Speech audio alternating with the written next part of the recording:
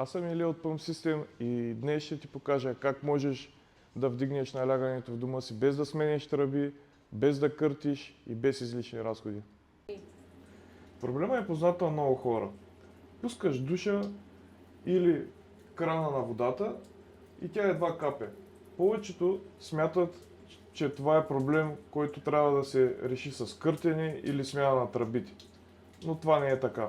В 90% от случаите проблема не идва от тръбите, а от налягането във водопровода. Това е. Не са нужни скъпи ремонти. Има 3 практични решения, които сега ще ви покажа. Първото решение е резервоар с хидрофор.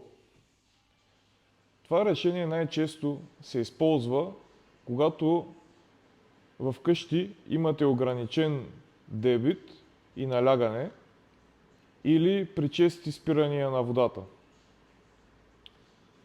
Тогава резервоара събира водата през деня, а когато има консумация, хидрофора черпи от него и получавате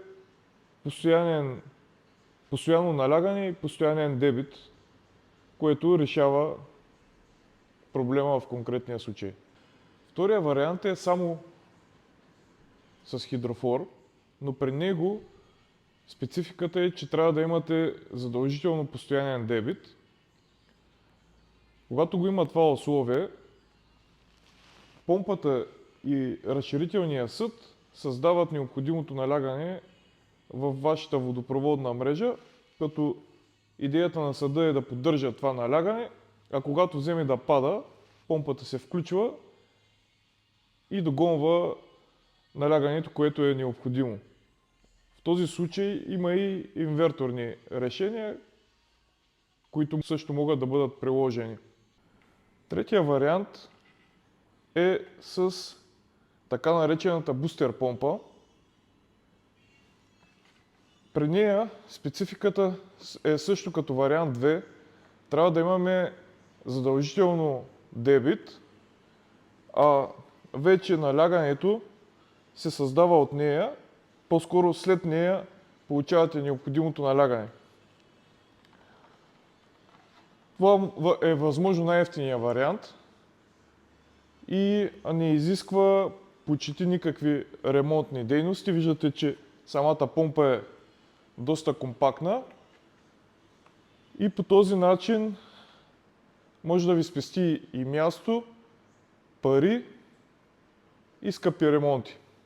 Трите варианта, които предложих, решават проблемите с налягането. Най-евтиният вариант е бустер помпата. При по-сложни ситуации използвайте хидрофорната помпа. Когато нямате налягане, но имате и ограничен дебит, единственият вариант е с резервоар и хидрофорна помпа.